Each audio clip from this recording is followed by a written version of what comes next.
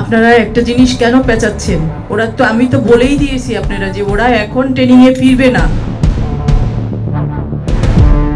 বাফুফে নারী উইংয়ের চেয়ারম্যান মাহফুজ আক্তার কিরণ head coach Peter বাটলারকে সেরা coach বলছেন। পিটার তো ভালো কোচ, এটা তো বলার অপেক্ষা রাখে না। পিটারের প্রোফাইল অনেক স্ট্রং প্রোফাইল। অথচ পিটারকে কোচ করতে যে তিনি সুপারিশ করেননি সেটাও নিজেই স্বীকার করছেন। এই কোচ নিয়োগ দেওয়া যাতে না হয় সেটাও তাদেরকে বলেছি। দ্বিমুখী আচরণ নাকি কোনো প্ল্যান বাস্তবায়ন করতে না পেরে মাহফুজ আক্তার কিরণ নিজেই চাপে আছেন।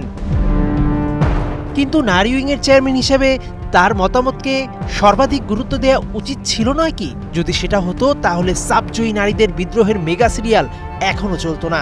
কমিউনিকেশন গ্যাপ নাকি বাফুফেতে চলছে সম্পর্ক টানাপোড়েন? কোন ভিন্ন কারণের কথা সংবাদ সম্মেলনে বলতে পারছেন না কিরণ। আমি সুপারিশ করি না সেটা অন্য ইস্যু, আমি সুপারিশ করি না সেটা অন্য ইস্যু। হায়ার ম্যানেজমেন্ট মনে করছে পিটার ভালো কোচ, টিমের জন্য একজন ভালো কোচ দরকার, তারা সেটাই করেছে। মাহফুজ আক্তার কিরণের মিথ্যাচার এখানেই শেষ নয়। মেয়েদের দেশের বাইরে যে কোনো ম্যাচ শেষে প্রতিবেদন দেবার কথা থাকলেও গেল সাফের টিম লিডার টিপু সুলতান সেটা দেননি, অথচ নারী উইংয়ের হেড দিয়েছেন বলছেন।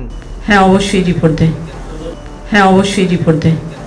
শনিবার বাফুফেতে এসে সভাপতি তাবিদ আওয়াল মেয়েদের সমস্যা সমাধান হয়েছে কিনা এমন প্রশ্নে বলেছেন নো কমেন্ট, অথচ no comment is a deep comment.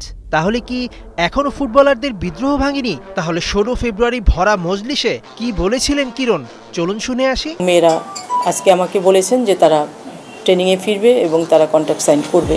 Mahfuz Akter কিরণ বাফুফেকে বিভ্রান্ত করছেন নাকি গণমাধ্যমকে, নাকি নিজেই বিভ্রান্ত হয়ে গেছেন? কোনো কারণে সংযুক্ত আরব আমিরাতে 2 ম্যাচে জুনিয়ররা হারলে তার দায় নেবে কে? মেহেদী নাইম, 71।